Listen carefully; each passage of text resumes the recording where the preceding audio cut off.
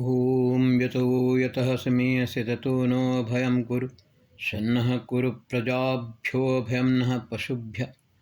ನನ್ನ ಸಮಸ್ತ ಪ್ರೀತಿಯ ಬಂಧು ಭಗಿನಿಯರಿಗೆ ಡಾಕ್ಟರ್ ಸುಕುಮಾರ ಶಾಸ್ತ್ರಿ ಮಾಡುವ ವಂದನೆಗಳು.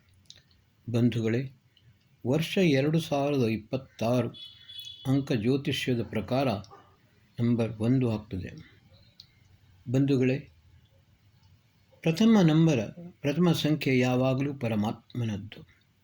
ನ ದ್ವಿತೀಯ ನ ತೃತೀಯ ಚತುರ್ಥೋ ನಾಪ್ಯುಚ್ಯತೆ, ನ ಪಂಚಮ ನ ಷಷ್ಠ ಸಪ್ತಮೋ ನಾಪ್ಯುಚ್ಯತೆ, ನ ಅಷ್ಟಮ ನ ನವಮ ದಶಮೋ ನಾಪ್ಯುಚ್ಯತೆ, ಸ ಏಕವೃತ್ ಏಕ ಏವ. ಅಥರ್ವವೇದ ಮಂತ್ರದಲ್ಲಿ ಪರಮಾತ್ಮನ ಸ್ಥಾನ ಯಾವಾಗಲೂ ಪ್ರಥಮ, ಸರ್ವಪ್ರಥಮ ಪರಮಾತ್ಮನ ಸ್ಥಾನ. ಪೃಥ್ವಿ ಅಪ್ ತೇಜ್ ವಾಯು ಆಕಾಶ್ ಕಾಲ್ ದಿಶಾ ಆತ್ಮ ಮನ್, ಈ 9 ದ್ರವ್ಯಗಳಲ್ಲಿ ಸಮಸ್ತ ಚರಾಚರ ಜಗತ್ತು ಸಕಲ ಬ್ರಹ್ಮಾಂಡ ನಿಹಿತವಾಗಿದೆ. ಆದರೆ ಪ್ರಕಾಶ ಸ್ವರೂಪನಾದ ಪರಮಾತ್ಮ, ಸರ್ವಾಂತರ್ಯಾಮಿ ಸರ್ವವ್ಯಾಪಕನಾದ ಪರಮಾತ್ಮ, ಅವನು ಈ ಬ್ರಹ್ಮಾಂಡದ ಒಳಗೂ ಹೊರಗೂ ಇದ್ದುಕೊಂಡು ಸರ್ವಪ್ರಥಮ ಅವನ ಸ್ಥಾನವೇ ಆಗಿದೆ. ಮತ್ತು ಒಂದು ವಿಷಯ, ಪರಮಾತ್ಮನ ನಿಜನಾಮಧೇಯ ಓಂ, ಓಂಕಾರವೇ ಸರ್ವಪ್ರಥಮ. ಸದೃಶಂ ತ್ರಿಷು ಲಿಂಗೇಶು ಸರ್ವಾಸು ಚ ವಿಭಕ್ತಿಷು ಸರ್ವೇಷು ಚ ವಚನೇಷು ಎನ್ನವ್ಯಯೈತಿ ದದವ್ಯಯಂ. 3 ಲಿಂಗ, ಪುಲ್ಲಿಂಗ, ಸ್ತ್ರೀಲಿಂಗ, ನಪುಂಸಕಲಿಂಗ. ಸರ್ವಾಸು ಚ ವಿಭಕ್ತಿಷು ಅಂತೇಳಿದರೆ ಪ್ರಥಮ, ದ್ವಿತೀಯ, ತೃತೀಯ, ಚತುರ್ಥಿ, ಪಂಚಮಿ, ಷಷ್ಠಿ, ಸಪ್ತಮಿ 7 ವಿಭಕ್ತಿಗಳು. ಆಮೇಲೆ ತ್ರಿಷು ವಚನೇಶು ಪ್ರಥಮ ವಚನ, ದ್ವಿತೀಯ ವಚನ ಮತ್ತು ಬಹುವಚನ. ಎಲ್ಲದರಲ್ಲಿಯೂ ಕೂಡ ಪರಮಾತ್ಮನ ಅಂದರೆ ಓಂಕಾರ ಸ್ವರೂಪ ಒಂದೇ ಆಗಿರುತ್ತದೆ. ಅವನೇ ಅವ್ಯಯ, ಅವ್ಯಕ್ತ. ಯಾವುದೇ ಪರಿಸ್ಥಿತಿಯಲ್ಲಿ ಓಂಕಾರದ ಸ್ವರೂಪ ಭಿನ್ನವಾಗುವುದಿಲ್ಲ, ಪರಿವರ್ತಿತವಾಗುವುದಿಲ್ಲ. ಯಾವುದೇ ರೀತಿಯಲ್ಲಿ ಅದನ್ನು ಬದಲಾವಣೆಯನ್ನು ಮಾಡಲು ಸಾಧ್ಯವಿಲ್ಲ. ಅಕಾರ, ಉಕಾರ, ಮಕಾರ, ಸೃಷ್ಟಿ, ಸ್ಥಿತಿ, ಲಯ, ಈ 3ಕ್ಕೂ ಒಂದೇ ಕಾರಣೀಭೂತನಾದ ಪರಮಾತ್ಮ ಯಾವಾಗಲೂ ಸರ್ವಪ್ರಥಮ ಸ್ಥಾನದಲ್ಲಿ ಇರುತ್ತಾನೆ. ಯಸ್ಮಾದ್ ಋಚೌ ಅಪಾತಕ್ಷನ್ ಯಜುರ್ ಯಸ್ಮಾದ್ ಅಪಾಕಶನ್ ಸಾಮಾನಿ ಯಸ್ಯ ಲೋಮಾನಿ ಅಥರ್ವಾಂಗಿರಸೋ ಮುಖಂ ತಂ ಸ್ಕಂಭಂ ಬ್ರೂಹಿ ಕಥಮಸ್ವಿದ್ದೇವಸ. ಈ ಅಥರ್ವವೇದದ ಮಂತ್ರದಲ್ಲಿ ಸ್ಪಷ್ಟವಾಗಿ ಹೇಳಿದೆ ಇದನ್ನು. ಋಗ್ವೇದ, ಯಜುರ್ವೇದ, ಸಾಮವೇದ, ಅಥರ್ವವೇದ ಈ 4 ವೇದಗಳು ಪರಮಾತ್ಮನಿಂದಲೇ ನಿಸೃತವಾಗಿವೆ, ಪರಮಾತ್ಮನಿಂದಲೇ ಪ್ರಾಪ್ತವಾಗಿವೆ. ಮೈಥುನಿ ಸೃಷ್ಟಿಯಲ್ಲಿ ಅಗ್ನಿವಾಯು ಆದಿತ್ಯ ಅಂಗಿರ 4 ಋಷಿಗಳು ಇದನ್ನು ಸಾಕ್ಷಾತ್ಕಾರ ಮಾಡಿಕೊಂಡರು. ಆಮೇಲೆ ಆದಿಗುರು ಬ್ರಹ್ಮನಿಂದ ನಮಗೆ ಜ್ಞಾನ ಪ್ರಾಪ್ತವಾಯಿತು. ಆ ಪರಮಾತ್ಮನೇ ಸಕಲ ಜಗದಾಧಾರವಾಗಿದ್ದಾನೆ. ತಂ ಸ್ಕಂಭಂ ಬ್ರೂಹಿ ಕಥಮಸ್ವಿದ್ದೇವಸ. ಕಥಮಸ್ವಿದ್ದೇವಸ ಅಂತೇಳಿದರೆ ಅತ್ಯಂತ ಆನಂದ ಸ್ವರೂಪನಾದ, ಚಿದಾನಂದ ಸ್ವರೂಪನಾದ ಪರಮಾತ್ಮ. ಸ್ಕಂಭ ಎಂದರೆ ಕಂಬ, ಪಿಲ್ಲರ್. ಯಾವುದೇ ಒಂದು ಸೌಧ, ಬಿಲ್ಡಿಂಗ್ ನಾವು ಕಟ್ಟುವಾಗ ಅದಕ್ಕೆ ಫೌಂಡೇಶನ್ ಹಾಕ್ತೇವೆ, ಬಿಲ್ಲರ್ ಹಾಕ್ತೇವೆ. ಅದೇ ರೀತಿ ಚರಾಚರ ಜಗತ್ತಿನ ಮೂಲ ಆಧಾರ ಪರಮಾತ್ಮ. ಸದಾಧಾರ ಪೃಥ್ವೀಂ ದ್ಯಾಮತೆ ಮಾಂ ಕಸ್ಮೈ ದೇವಾಯ ಹವಿಷಾವಿಧಿ. ಈ ಪೃಥ್ವಿ, ಅಂತರಿಕ್ಷ, ದ್ಯುಲೋಕವನ್ನು ಧಾರಣೆಯನ್ನು ಮಾಡಿಕೊಂಡು ಅವನು ಸದಾಕಾಲ ಸರ್ವ ವಿಧವಾದ ರಕ್ಷಣೆಯನ್ನು ಮಾಡುವಂತಾನೆ. ಅಂತಹ ಆನಂದ ಸ್ವರೂಪನಾದ ಪರಮಾತ್ಮನನ್ನು ನಾವು ಸರ್ವ ವಿಧದಲ್ಲಿ ಉಪಾಸಿಸೋಣ. ಬಂಧುಗಳೇ, ಪರಮಾತ್ಮನೇ ನಮ್ಮ ಆಧಾರ ವಿನಃ ನಾವು ಪರಮಾತ್ಮನ ಆಧಾರವಾಗಲು ಸಾಧ್ಯವಿಲ್ಲ. ಪರಮಾತ್ಮನು ಸರ್ವದ ಸಂಪತ್ತನ್ನು ನಮಗೆ ನೀಡುವನು.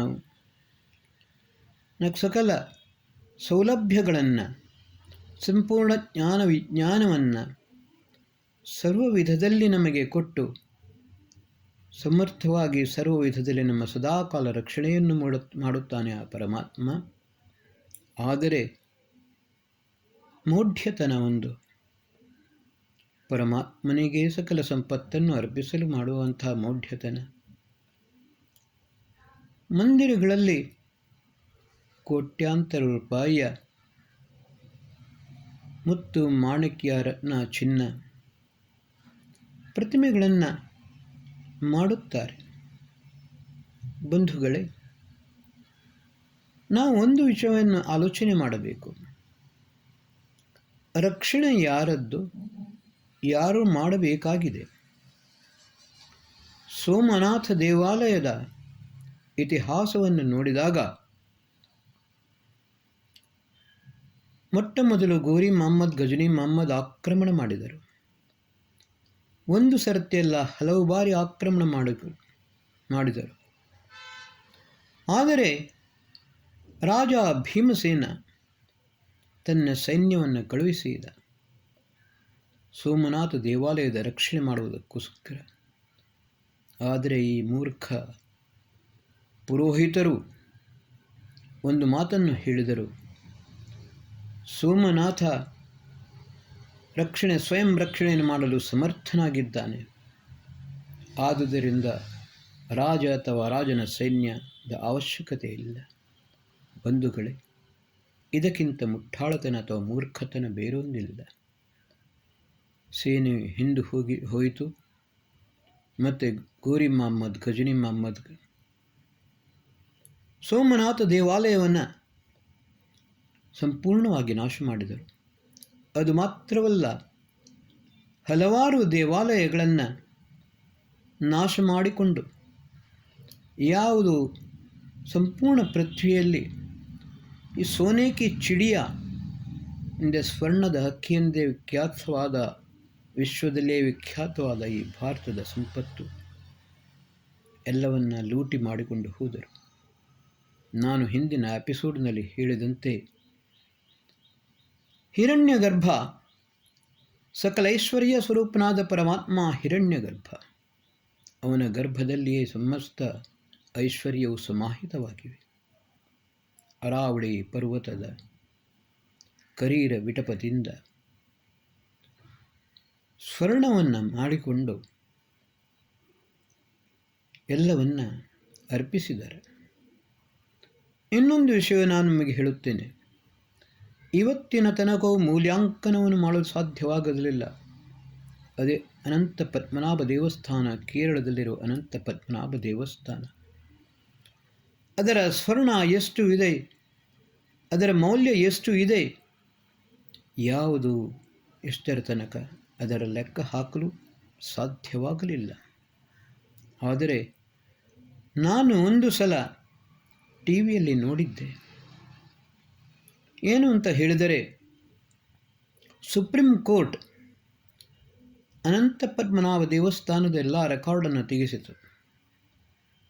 ಆ ರೆಕಾರ್ಡ್ನಲ್ಲಿ ನೋಡಿಕೊಂಡು ಆಮೇಲೆ ವಿಷಯವು ಕನ್ನಡದಲ್ಲಿಯೇ ಬಂದದ್ದು ಟಿವಿಯಲ್ಲಿ. ಅನಂತ ಪದ್ಮನಾಭ ದೇವಸ್ಥಾನದ ಯಾವತ್ತೂ ಸಂಪತ್ತು ಗೌಡ ಸಾರಸ್ವತ ಬ್ರಾಹ್ಮಣ ಸಮಾಜದವರ ಸಂಪತ್ತು. ಬಂಧುಗಳೇ, ಗೌಣ ಸಾರಸ್ವತ ಬ್ರಾಹ್ಮಣ, ಗೌಡ ಅಲ್ಲ ಗೌಣ. ಇದು ಅರಾವಳಿ ಪರ್ವತದ ಹತ್ತಿರ ನಾವು ಸರಸ್ವತಿ ನದಿಯ ತೀರದಲ್ಲಿದ್ದೆವು. ರಾಜಸ್ಥಾನ ಮೂಲ ಪ್ರದೇಶವಾಗಿತ್ತು. ಸರಸ್ವತಿ ನದಿಯ ತೀರದಲ್ಲಿದ್ದ ಸಾರಸ್ವತ ಬ್ರಾಹ್ಮಣರು, ತಂದೆ ಬ್ರಹ್ಮ, ತಾಯಿ ಸರಸ್ವತಿ, ಆ ಅಪಾರವಾದ ಸಂಪತ್ತನ್ನು ಪ್ರಾಪ್ತ ಮಾಡಿಕೊಳ್ಳುವಂಥ ಜ್ಞಾನ ವಿಜ್ಞಾನ ಎಲ್ಲವೂ ಗೌಡ ಸಾರಸ್ವತ ಬ್ರಾಹ್ಮಣದವರಿಗೆ ಗೊತ್ತಿತ್ತು. ಆದರೆ ನಾನು ಹಿಂದೆ ಎಪಿಸೋಡ್ನಲ್ಲಿ ಹೇಳಿದ್ದೇನೆ, 2 ಬಾರಿ ಸರಸ್ವತಿ ನದಿಯು ಲುಪ್ತವಾಗಿದೆ. ಮೊದಲನೇ ಬಾರಿ ಲುಪ್ತವಾದದ್ದು ಸತ್ಯಯುಗದ ಅಂತಿಮ ಚರಣದಲ್ಲಿ. ಆಸಾಮಿನಲ್ಲಿ ಅಥವಾ ಪೂರ್ವಾಂಚಲದಲ್ಲಿ ಸಿಗುವಂಥ ಯಾವ ಕಲ್ಲಿದ್ದಲು ಇದೆ ಅದನ್ನು ಅಧ್ಯಯನ ಮಾಡಿಕೊಂಡು ಭೂಗರ್ಭಶಾಸ್ತ್ರವೇತ್ತರು ಹೇಳಿದ್ದಾರೆ, ಸಾಧಾರಣವಾಗಿ 3 ಮಿಲಿಯನ್ ವರ್ಷಗಳ ಹಿಂದೆ ಕೋಟ್ಯಾಂತರ ವೃಕ್ಷಗಳು ವನಸ್ಪತಿಗಳು ಭೂಮಿಯ ಅಡಿಯಲ್ಲಿ ಹೋದವು. ಹೇಗೆ ಹೋದವು ಅದು ಅವರಿಗೂ ಗೊತ್ತಾಗಲಿಲ್ಲ. ಆದರೆ ಹಿಸ್ಟ್ರಿ ಆಫ್ ವೇದಿಕ್ ಲಿಟ್ರೇಚರ್, ವೈದಿಕ ಸಾಹಿತ್ಯ ಇತಿಹಾಸ ಇದನ್ನು ಸ್ಪಷ್ಟವಾಗಿ ಹೇಳುತ್ತದೆ. ನಾನು ಓದಿದ್ದೇನೆ ಅದನ್ನು, ಯಾಕೆಂದರೆ ನಮ್ಮ ಕೋರ್ಸ್ನಲ್ಲಿ ಕೂಡ ಇತ್ತು. ಅದು ಸಾಧಾರಣವಾಗಿ 25-30 ಲಕ್ಷ ವರ್ಷದ ಹಿಂದೆ ಸತ್ಯಯುಗದ ಅಂತಿಮ ಚರಣದಲ್ಲಿ ಹಿಮಯುಗ. ಇದು ಒಂದು ಸೃಷ್ಟಿಯ ರಚನೆ, ಪರಮಾತ್ಮನ ವ್ಯವಸ್ಥೆಯೇ. ಪರಮಾತ್ಮ ಬಹಳ ಮೊದಲೇ ಎಲ್ಲವನ್ನ ಆಲೋಚಿಸುತ್ತಾನೆ. ಆ ಹಿಮಯುಗ, ಆ ಸಮಯದಲ್ಲಿ ಕೋಟ್ಯಾಂತರ ವೃಕ್ಷ ವನಸ್ಪತಿಗಳು ಭೂಮಿ ಅಡಿಯಲ್ಲಿ ಹೋದವು. ಆವಾಗ ಪ್ರಥಮ ಬಾರಿ ಸರಸ್ವತಿ ನದಿ ಲುಪ್ತವಾಯಿತು. ಅದೇ ಭೂಮಿಯ ಅಡಿಯಲ್ಲಿ ಹೋದ ವೃಕ್ಷ ವನಸ್ಪತಿಗಳು ಅಗ್ನಿಯಿಂದಾಗಿ, ಭೂಮಿಯ ಒಳಗಿರುವ ಅಗ್ನಿಯಿಂದಾಗಿ ಸುಟ್ಟು ಕೊನೆಗೆ ಕಲ್ಲಿದ್ದಲಾಗಿ ಮಾರ್ಪಟ್ಟವು. ಅದೇ ಇವತ್ತು ಆಸಾಂ ಮತ್ತು ಪೂರ್ವಾಂಚಲ ಪ್ರದೇಶದಲ್ಲಿ ಸಿಗುವಂಥದ್ದು ಕಲ್ಲಿದ್ದಲು. 25-30 ಲಕ್ಷದ ಹಿಂದಿನದು. ಎರಡನೇ ಬಾರಿ ಸರಸ್ವತಿ ನದಿ ಲುಪ್ತವಾದದ್ದು ಮಹಾಭಾರತದ ನಂತರ. ಬಂಧುಗಳೇ, ನಮ್ಮನ್ನು ತಿಳಿದರೆ ಗೌಣ ಸಾರಸ್ವತ ಬ್ರಾಹ್ಮಣ ಸಮಾಜ ಸರಸ್ವತಿ ನದಿ ಲುಪ್ತವಾದಾಗ ಹಸಿವನ್ನು ಇಂಗಿಸಲು ಬೇರೆ ದಾರಿಯಾಗಿ ಕಾಣದೆ ಮತ್ಸ್ಯವನ್ನು ತಿನ್ನಲು, ಮೀನನ್ನು ತಿನ್ನಲು ಆರಂಭಿಸಿದರು. ಆವಾಗ 2 ಭಾಗವಾಯಿತು. ಮುಖ್ಯ ಸಾರಸ್ವತ ಬ್ರಾಹ್ಮಣರು ಮತ್ತು ಗೌಣ ಸಾರಸ್ವತ ಬ್ರಾಹ್ಮಣರು. ಯಾರು ಮೀನನ್ನು ತಿಂದರೋ ಅವರು ಗೌಣ ಸಾರಸ್ವತ ಬ್ರಾಹ್ಮಣರು ಎನಿಸಿಕೊಂಡರು. ಆದರೆ ಬಹಿಷ್ಕಾರವನ್ನು ಹಾಕಿದಾಗ, ಅಂದರೆ ಪ್ರತ್ಯೇಕ ಮಾಡಿದಾಗ ಒಂದು ಮಾತನ್ನು ಸ್ಪಷ್ಟವಾಗಿ ಹೇಳಿದರು. ಅದೇನೆಂದರೆ, ಸರಸ್ವತಿ ತಾಯಿ, ಬ್ರಹ್ಮ ತಂದೆ, ಈ ರೀತಿ ನೀವು ಸಾರಸ್ವತ ಬ್ರಾಹ್ಮಣರು ಇದನ್ನು ಮಾತ್ರ ಎಂದಿಗೂ ಮರೆಯಬೇಡಿ. ನಮಗೆ ಮೊಟ್ಟ ಮೊದಲು ಕರೆದುಕೊಂಡು ಹೋದವರು ಬ್ರಹ್ಮನ ಔರಸ ಪುತ್ರ ಮಹರ್ಷಿ ಕಶ್ಯಪ. ಯಾವ ರೀತಿ ಇಲ್ಲಿ ಪರಶುರಾಮನ ಸೃಷ್ಟಿ ಅಂತ ಹೇಳುತ್ತಾರೋ, ಆ್ಯಕ್ಚುಲಿ ಪರಶುರಾಮನ ಸೃಷ್ಟಿಲ್ಲ, ಪರಶುರಾಮ ಅದನ್ನು ಎಸ್ಟಾಬ್ಲಿಷ್ ಮಾಡಿದ. ಅದೇ ರೀತಿ ಕಶ್ಯಪ ಋಷಿ ಕಾಶ್ಮೀರದ ವ್ಯವಸ್ಥೆಯನ್ನು ಮಾಡಿಕೊಂಡು ಅಲ್ಲಿ ನಮ್ಮನ್ನು ಕರೆದುಕೊಂಡು ಹೋದರು. ಮೊದಲು ನಮ್ಮ ವೇದ ಅಥರ್ವ ವೇದವಾಗಿತ್ತು. ಗೌಣ ಸಾರಸ್ವತ ಬ್ರಾಹ್ಮಣರು ಹೆಚ್ಚಾಗಿ ಅಥರ್ವ ವೇದಿಗಳಾಗಿದ್ದರು.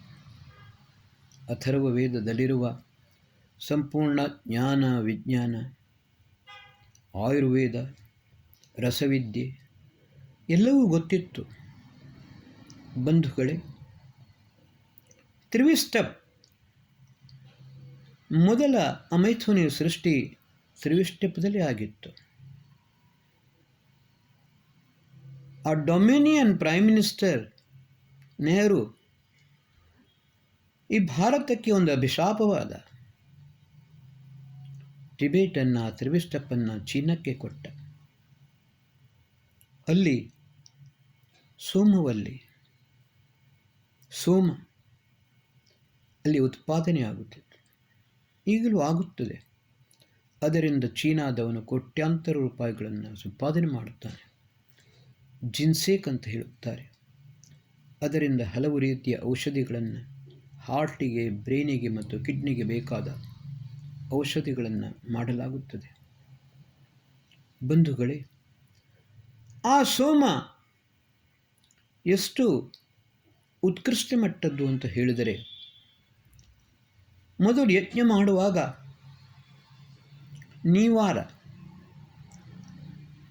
ನೀವಾರ ಎಂದು ಹೇಳಿದರೆ ಕಾಡಿನಲ್ಲಿ ಉತ್ಪನ್ನವಾಗುವ ಒಂದು ವಿಧದ ಅಕ್ಕಿ. ಅದರ ಸೇವನೆಯನ್ನು, ಊಟವನ್ನು ಮಾಡುತ್ತಿದ್ದರು. ಅದನ್ನು ಬೇಯಿಸಿಕೊಂಡು ಊಟ ಮಾಡುತ್ತಿದ್ದರು. ಆಮೇಲೆ ಸೋಮರಸದ ಪಾನವನ್ನು ಮಾಡುತ್ತಿದ್ದರು. ಮೂರ್ಖರು ಸೋಮರಸವನ್ನು ಶರಾಬು ಎಂದು ಹೇಳಿದರು. ಆದರೆ ಯಥಾರ್ಥ ರೂಪದಲ್ಲಿ ಸೋಮರಸ ಅತ್ಯಂತ ಅದ್ಭುತವಾಗಿತ್ತು.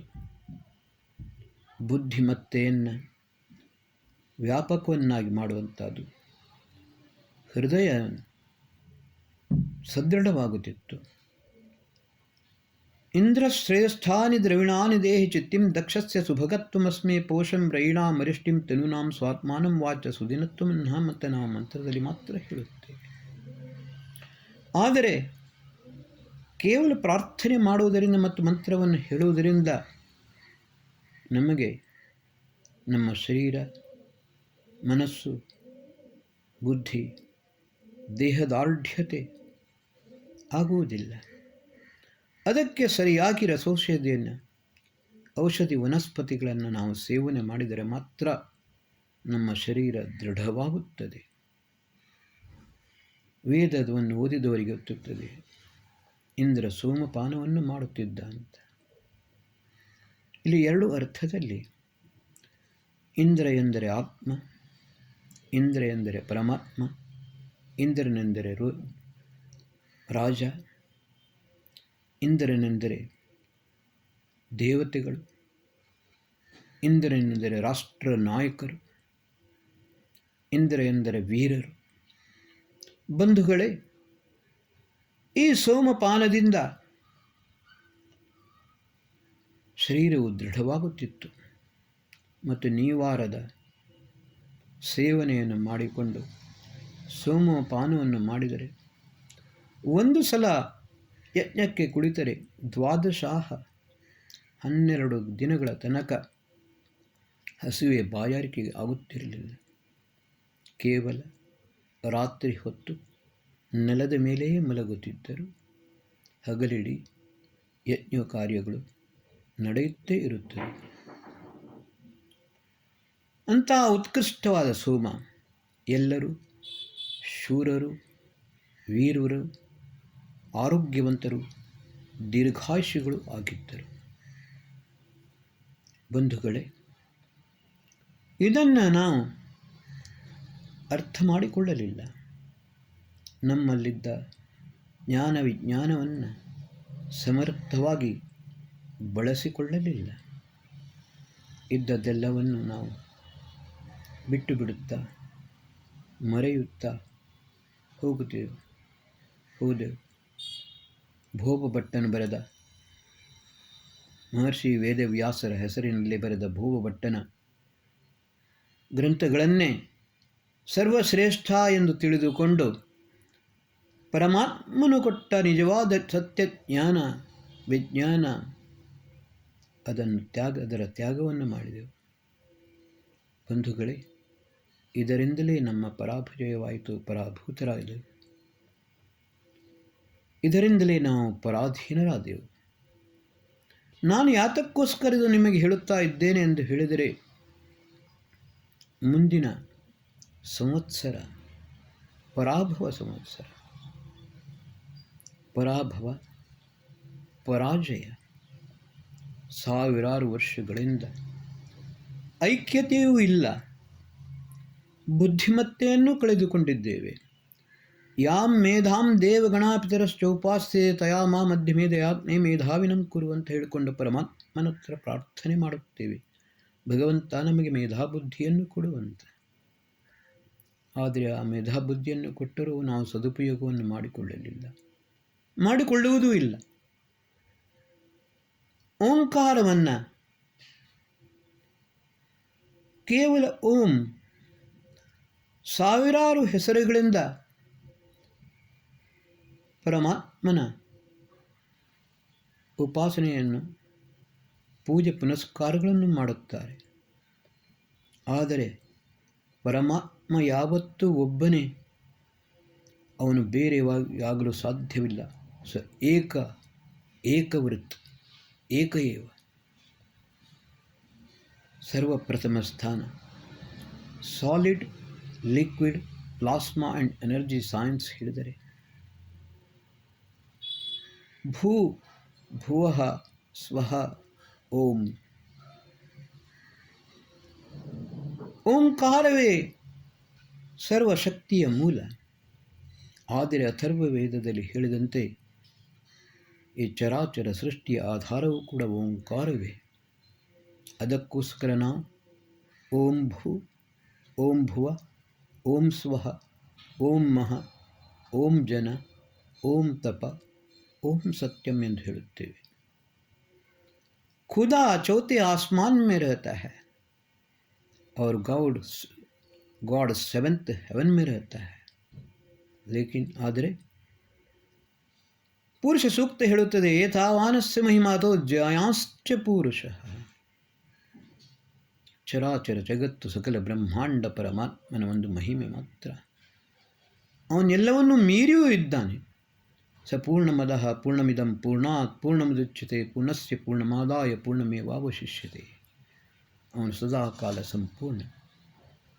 ಎಷ್ಟು ಕೊಟ್ಟರೂ ಎಷ್ಟು ತೆಗೆದುಕೊಂಡರೂ ಅವನು ಎಂದಿಗೂ ಅಪೂರ್ಣನಾಗಲು ಸಾಧ್ಯವೇ ಇಲ್ಲ. ಅಂತಹ ಸಂಪೂರ್ಣನಾದ ಏಕಮೇವ ಪರಮಾತ್ಮ, ಏಕಏವ, ಅದೇ ಓಂಕಾರ. ಆ ಓಂಕಾರವನ್ನು ಉಪಾಸನೆ ಮಾಡಿಕೊಂಡು ಓಂಕಾರದಿಂದಲೇ ಪ್ರಾಪ್ತವಾದ ನಮಗೆ ಈ ಜ್ಞಾನ, ಸತ್ಯ ಜ್ಞಾನ, ಅದನ್ನೇ ಪ್ರಾಪ್ತ ಮಾಡಿಕೊಂಡು ಓಂಕಾರದ ಉಪಾಸನೆಯನ್ನು ಮಾಡಿದರೆ ಮಾತ್ರ ನಮ್ಮ ಮಾನವ ಜೀವನ ಸಾರ್ಥಕವಾಗಲು ಸಾಧ್ಯವಿದೆ. ನಾನು ಒಂದು ಮಾತನ್ನು ನಿಮಗೆ ಹೇಳಿದೆ. ಮುಂದೆ ಬರುವ ಸಂವತ್ಸರ ಪರಾಭವ, ಪರಾಜಯ. ಆದರೆ 197,29,49,178 ವರ್ಷಗಳು ಈ ಸೃಷ್ಟಿಗೆ ಆಗಿವೆ. ಮಾನವ ಸೃಷ್ಟಿ, ಸತ್ಯ ಸನಾತನ ವೈದಿಕ ಹಿಂದೂ ಧರ್ಮ ಆ ಸಮಯದಿಂದಲೇ ಇತ್ತು, ಈಗಲೂ ಇದೆ, ಮುಂದೆಯೂ ಇರಲೇಬೇಕಾದದ್ದೇ. ಸಮಸ್ತ ಹಿಂದೂ ಬಾಂಧವರಿಗೆ, ಬಂಧು ಭಗಿನಿಯರಿಗೆ ಸತ್ಯ ಸನಾತನ ವೈದಿಕ ಧರ್ಮದ ಪಾಲನೆಯನ್ನು, ಅನುಷ್ಠಾನವನ್ನು ಮಾಡುವವರಿಗೆ ಯಾವತ್ತೂ ಕೂಡ ಪರಾಜಯ ಆಗಬಾರದು. ನಾನು 4 ವೇದಗಳ ಅಧ್ಯಯನವನ್ನು ಸಂಪೂರ್ಣವಾಗಿ ಮಾಡಿದ್ದೇನೆ ಎಂದು ಹೇಳುವುದಿಲ್ಲ. ಆದರೆ 18 ವರ್ಷದ ಅಧ್ಯಯನದಲ್ಲಿ ಬಹಳಷ್ಟು ನೋಡಿದ್ದೇನೆ. PhD ಮಾಡುವಾಗ ಹೊಸ ವಿಷಯವನ್ನು ಕಲಿತುಕೊಂಡಿದ್ದೇನೆ. ಈಗಲೂ ಚಿಂತನೆ ಮನನೆಯನ್ನು ಮಾಡುತ್ತೇನೆ. ಅಥರ್ವ ವೇದದಲ್ಲಿ ನಮಗೆ ಒಂದು ಮಂತ್ರ ಸಿಕ್ಕಿದೆ. ಅದರ ವ್ಯಾಖ್ಯಾನವನ್ನು ಮಾಡಿದವರು ವಿಶ್ವನಾಥ ವಿದ್ಯಾಮಾರ್ಥಂಡರು, ಬಹಳ ದೊಡ್ಡ ವಿದ್ವಾಂಸರಾಗಿದ್ದರು. ಆದರೆ ಅವರು ಅದನ್ನು ಆಸ್ಟ್ರಾನಮಿಯ ಪ್ರಕಾರ ಅರ್ಥವನ್ನು ಮಾಡಿದರು. ಅದರಲ್ಲಿ ಒಂದು ವಿಷಯವನ್ನು ನಾನು ತೆಗೆದುಕೊಂಡೆ. ಏಕೆಂದರೆ ತ್ರಯೋರ್ಥ ಸರ್ವವೇದೇಶು, ಸಾಧಾರಣವಾಗಿ ಪ್ರತಿಯೊಂದು ಮಂತ್ರದ ತ್ರಿವಿಧಾರ್ಥವನ್ನು ಮಾಡಬೇಕೆಂದು ನಿಯಮ ಇದೆ. ಅದು ಸಾಮಾನ್ಯ ನಿಯಮ. ಆದಿಭೌತಿಕ, ಆದಿದೈವಿಕ, ಆಧ್ಯಾತ್ಮಿಕ ತ್ರಿವಿಧಾರ್ಥ. ಆ ತ್ರಿವಿಧಾರ್ಥವನ್ನು ಮಾಡುವಂಥ ಯೋಗ್ಯತೆ, ಸಾಮರ್ಥ್ಯ ಇವಾಗ ಯಾರಿಗಿಲ್ಲ. ಮಹರ್ಷಿ ದಯಾನಂದರು ಬಹಳ ಪ್ರಯತ್ನವನ್ನು ಮಾಡಿದ್ದರು. ಆದರೆ ಅವರು ಬಹಳ ಬೇಗ ಮೃತ್ಯುವನ್ನಪ್ಪಬೇಕಾಯಿತು. 17-18 ಬಾರಿ ವಿಷಪ್ರಾಶನ ಮಾಡಿದ ಕಾರಣ. ಬಂಧುಗಳೇ, ಆ ಮಂತ್ರವನ್ನು ನಾನು ನಿಮಗೆ ಹೇಳುತ್ತೇನೆ. ಶಿಂಶುಮಾರ ಅಜಗರಾಹ ಪುರಿಕಯ ಜಪ ಮತ್ಸ್ಯ ಏಭ್ಯೋ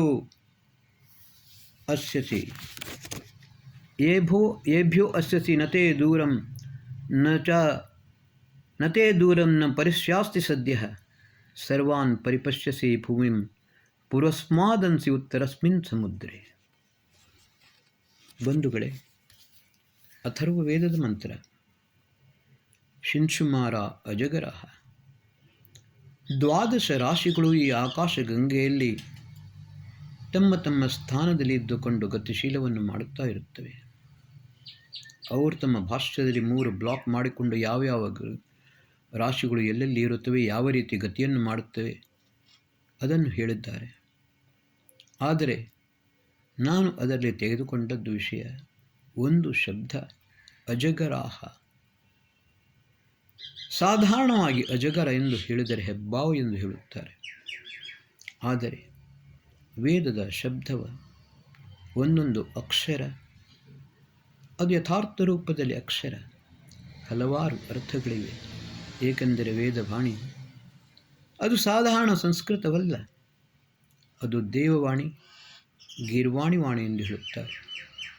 ಅಜಗರಾಹ ಅಭಿತಃ ಸರ್ವತಃ.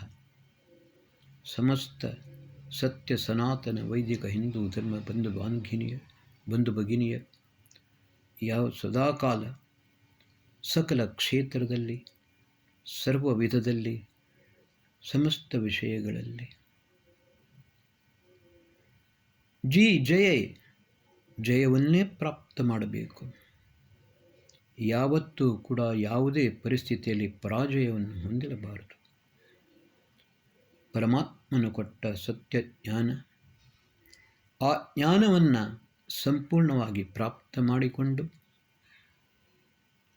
ಉತ್ತಮ ರೀತಿಯಲ್ಲಿ ಸಾಧನೆಗಳನ್ನು, ಸತ್ಕರ್ಮಗಳನ್ನು, ಸತ್ಸಂಪಾದನೆಯನ್ನು ಮಾಡುತ್ತಾ ಸರ್ವ ವಿಧದಲ್ಲಿ ಪ್ರಪಂಚದಲ್ಲಿ ಎಲ್ಲಿ ಬೇಕಾದಿರಲಿ ಸರ್ವ ವಿಧದಲ್ಲಿ ಜಯವನ್ನೇ ಪ್ರಾಪ್ತ ಮಾಡಿಕೊಳ್ಳಬೇಕು.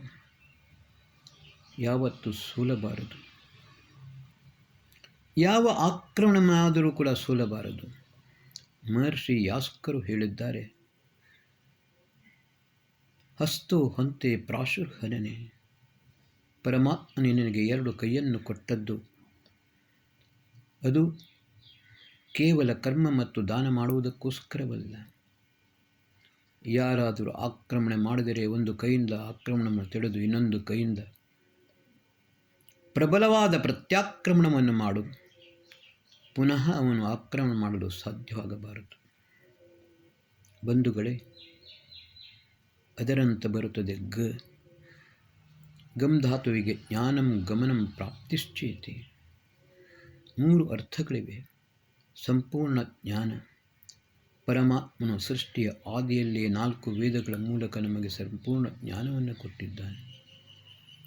ಆ ಜ್ಞಾನವನ್ನು ನಾವು ಪಡೆದುಕೊಂಡು ಮುಂದುವರಿಯುತ್ತಾ ಹೋಗಬೇಕು. ಗಮನ ಪ್ರತಿಯೊಂದು ಕ್ಷೇತ್ರದಲ್ಲಿ ಯಾವುದೇ ರೀತಿಯ ಪರಾಜಯವನ್ನು ಹೊಂದದೆ ನ್ಯಾಯ ಮಾರ್ಗದಲ್ಲಿ, ಸತ್ಪಥದಲ್ಲಿ, ಸೋಲನ್ನು ಆಗದ ರೀತಿಯಲ್ಲಿ ಪ್ರತಿಯೊಂದು ರೀತಿಯಲ್ಲಿ ಜಯವನ್ನೇ ಹೊಂದುತ್ತಾ ಮುಂದುವರಿಯುತ್ತಾ ಹೋಗಬೇಕು.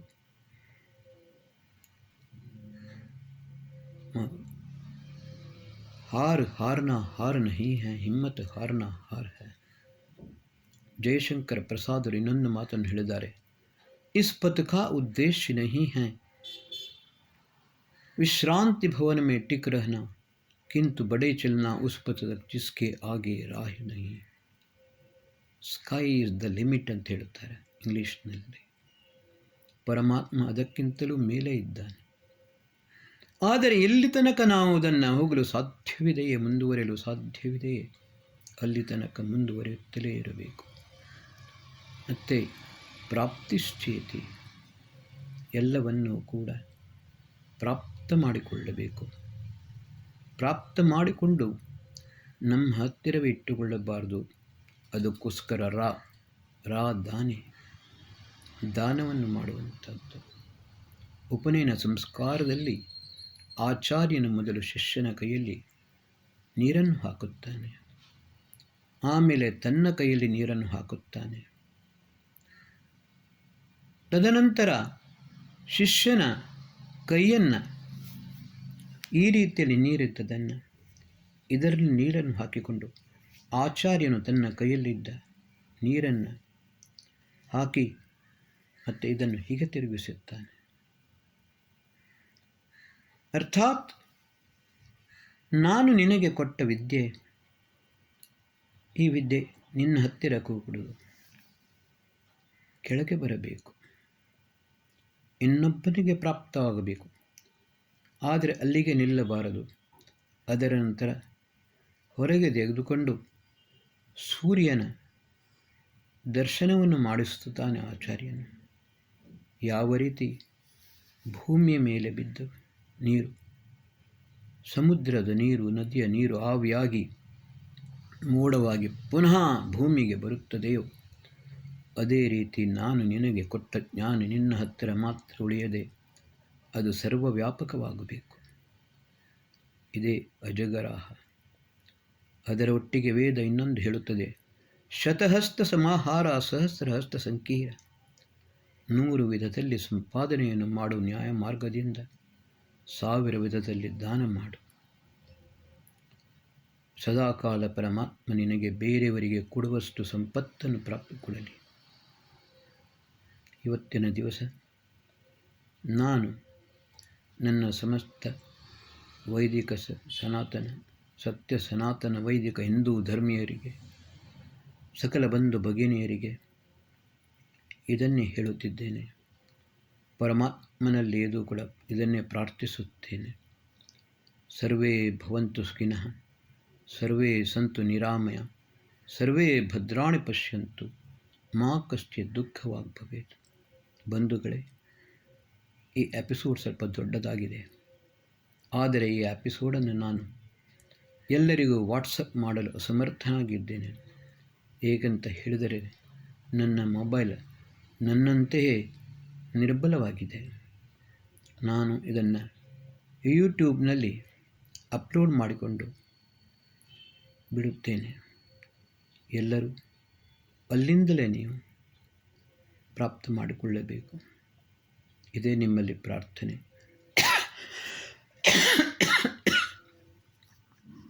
ನಿಮಗೆ ಪ್ರಾಪ್ತವಾದ ಎಪಿಸೋಡ್ ದಯಮಾಡಿ ಬೇರೆಯವರಿಗೂ ಶೇರ್ ಮಾಡಿ, ಸಬ್ಸ್ಕ್ರೈಬ್ ಮಾಡಿ. ನಾನು ಶಾರೀರಿಕವಾಗಿ ದುರ್ಬಲವಾಗಿದ್ದೇನೆ.